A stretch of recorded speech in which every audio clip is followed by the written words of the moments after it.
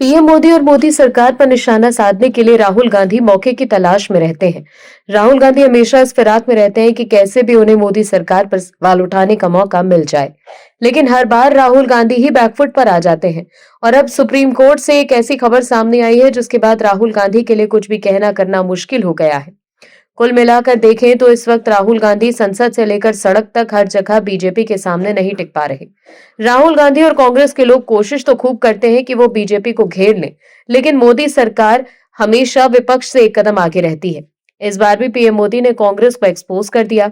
राहुल गांधी अक्सर संविधान को लेकर मोदी सरकार पर निशाना साधते हैं और विदेश जाकर बयान देते हैं कि भारत में लोकतंत्र खतरे में है। लेकिन पीएम मोदी ने लोकसभा में वंदे मातरम पर चर्चा की शुरुआत करते हुए कांग्रेस पर निशाना साधा। उन्होंने कहा कि कांग्रेस ने मुस्लिम लीग के दबाव में वंदे मातरम के टुकड़े किए और आपातकाल के दौरान देश की आवाज को दबाने की कोशिश की। वहीं अब सुप्रीम कोर्ट ने भी राहुल गांधी से बीजेपी के खिलाफ एक बड़ा सियासी मौका छीन लिया है। क्या है पूरी खबर, चलिए बताते हैं आपको इस रिपोर्ट में। दर्शकों, इंडिगो मामले को लेकर राहुल गांधी ने मोदी सरकार को घेरने की कोशिश की थी। लोकसभा में नेता विपक्ष राहुल गांधी ने देश की सबसे बड़ी एयरलाइंस इंडिगो की पिछले कई दिनों से रोजाना सैकड़ों फ्लाइट रद्द होने से परेशान और बेहाल यात्रियों की मुसीबत का मामला उठाते हुए एकाधिकार को प्रोत्साहन देने वाली सरकार की नीतियों को जिम्मेदार ठहराया है। इंडिगो क्राइसिस को राहुल गांधी ने एकाधिकार पर आधारित नीतियों की नाकामी का प्रमाण बताया। वहीं कांग्रेस के संगठन महासचिव केसी वेणुगोपाल ने कहा कि एक ही दिन में इंडिगो की 550 से ज्यादा फ्लाइट्स का रद्द होना स्पष्ट तौर पर इसका प्रमाण है कि जब दो कंपनियों ने भारत के उड्डयन सेक्टर पर जानलेवा कब्जा कर लिया तब सरकार सो रही थी।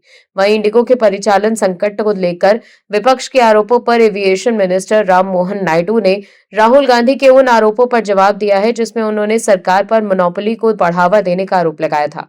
राम मोहन नायडू ने कहा कि मौजूदा हालात को राजनीतिक लड़ाई में नहीं बदला जाना चाहिए।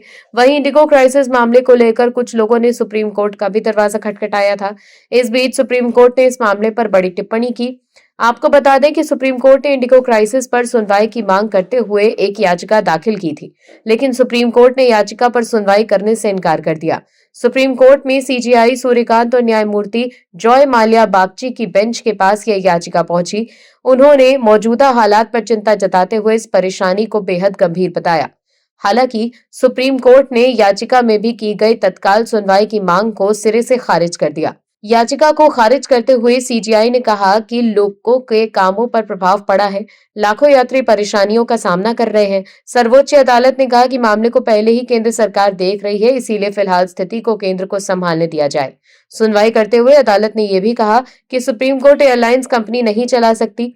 दर्शकों, विपक्ष के लोग इंडिगो मामले को लेकर सरकार पर सवाल उठा रहे हैं, लेकिन सुप्रीम कोर्ट को केंद्र सरकार पर भरोसा है। तभी तो सुप्रीम कोर्ट ने इस मामले को लेकर तत्काल सुनवाई से इनकार करते हुए साफ साफ कहा है कि फिलहाल स्थिति को केंद्र को संभालने दिया जाए।